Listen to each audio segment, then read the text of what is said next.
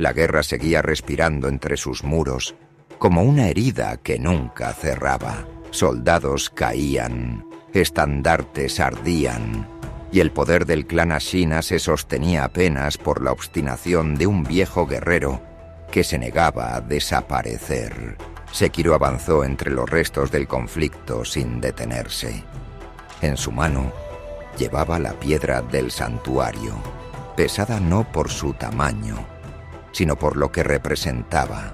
Cuando finalmente regresó junto al heredero divino, Kuro alzó la mirada y comprendió al instante. El ritual estaba cada vez más cerca de completarse. «Aún falta algo», dijo el niño, con una serenidad que no correspondía a su edad. «El incienso requiere más que reliquias. Necesita el vínculo con la sangre».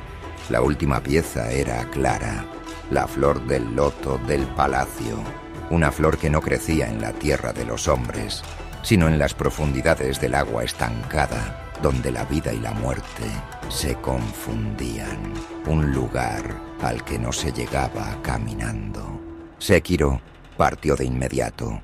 El sendero lo llevó más allá de los muros del castillo, descendiendo hacia una región olvidada incluso por la guerra.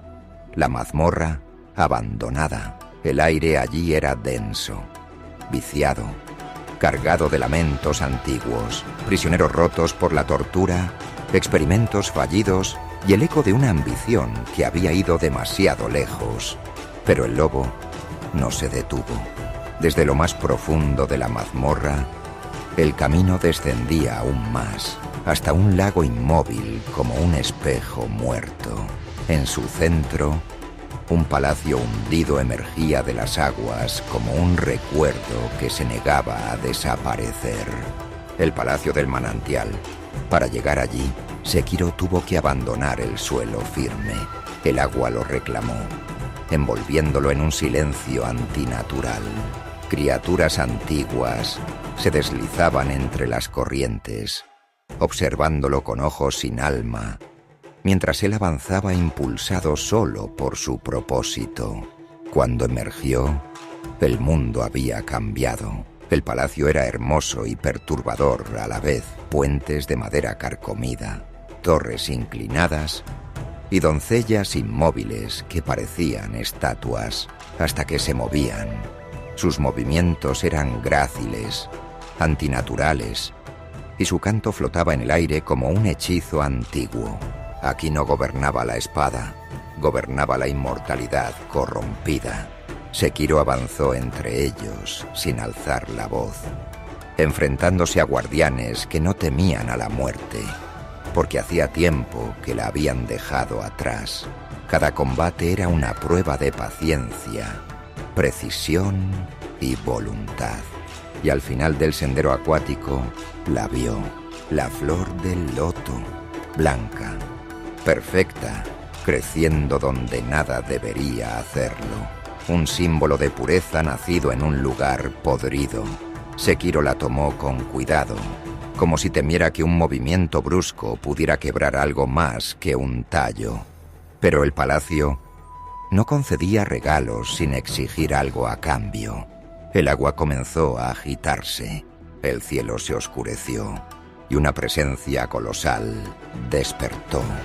El dragón divino aún no reclamaba su tributo, pero algo, en lo profundo, había notado al intruso. Con la flor en su poder, Sekiro abandonó el palacio tal como había llegado, en silencio, dejando tras de sí un reino que no pertenecía ni al pasado ni al presente. Cuando regresó junto a Kuro, el heredero colocó las reliquias juntas, la piedra, la flor y el incensario ancestral. El aire cambió.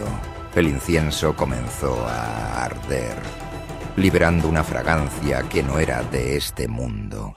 Una neblina suave se extendió por la habitación y con ella la revelación de un camino que había estado oculto desde tiempos inmemoriales. «Ahora lo sé», susurró Kuro. «El camino hacia el origen de la inmortalidad». se ha abierto. Sekiro observó el humo elevarse, consciente de una verdad incómoda. Cuanto más cerca estaba de salvar a su maestro, más se alejaba de cualquier final sencillo. La senda que se abría no prometía victoria, solo decisiones, y algunas no pueden deshacerse. El humo del incienso tardó en disiparse, no porque fuera denso, sino porque parecía resistirse a abandonar la habitación, como si quisiera asegurarse de que lo que había revelado no pudiera ser olvidado. Kuro permaneció en silencio durante un largo instante, los ojos fijos en las reliquias, la piedra, la flor y el incensario. 3 fragmentos de una verdad demasiado antigua para haber sido escrita. «Hay algo más», dijo al fin. «Algo sin lo cual este camino no puede completarse». Sekiro no preguntó. Había aprendido que las respuestas importantes siempre llegan solas y nunca son sencillas. Para romper la inmortalidad, continuó Kuro, no basta con conocer su origen. Hay que poseer un arma capaz de matarla. El nombre no fue pronunciado de inmediato. No hacía falta. La espada mortal. Un arma prohibida incluso en los relatos más oscuros. Una hoja que no solo atravesaba carne, sino pactos, maldiciones y juramentos divinos. Decían que quien la desenvainaba sellaba su destino en el mismo instante. Se encuentra en el templo Senpu, en el monte Kongo, explicó Kuro, custodiada por monjes que abandonaron su humanidad en busca de la iluminación y solo hallaron corrupción. Sekiro asintió. El camino volvía a llamarlo. El ascenso al monte Kongo fue distinto a todo lo anterior. No hubo ejércitos, no hubo castillos, solo campanas. El sonido metálico resonaba entre los acantilados como una plegaria rota, marcando el paso de monjes que ya no rezaban por salvación, sino por trascender el dolor. Sus cuerpos estaban deformados por experimentos impíos, sus mentes ancladas a una fe vacía. Habían buscado la inmortalidad y habían fracasado. Sekiro avanzó entre ellos sin odio, porque entendía demasiado bien lo que ocurre cuando el miedo a la muerte se convierte en obsesión. En lo más profundo del templo, más allá de las salas cubiertas de cadáveres infantiles y rituales inconclusos, aguardaba un altar, y sobre él, envuelta en tela ceremonial, reposaba la hoja carmesí, la espada mortal. Cuando Sekiro la tomó, el mundo pareció contener el aliento. La hoja bebió de su sangre sin necesidad de cortar. El dolor fue inmediato, profundo, absoluto, no como castigo, sino como advertencia. Esta espada no serviría a nadie, solo permitiría ser empuñada. Sekiro no gritó, no retrocedió. Había jurado proteger a su maestro, y algunos juramentos solo pueden cumplirse empuñando aquello que te condena.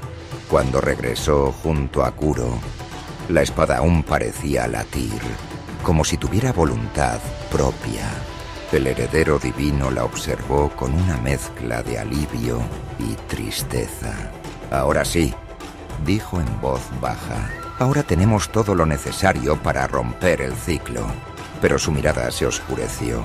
«Y ahora debemos decidir cómo hacerlo». Sekiro sintió el peso de esa frase más que el de cualquier arma, porque sabía una verdad que nadie se atrevía a decir en voz alta. Romper la inmortalidad no significa salvar a todos. Significa elegir quién paga el precio. Y mientras la noche caía sobre Ashina, el lobo comprendió que el camino ya no se bifurcaba entre victoria y derrota, sino entre sacrificios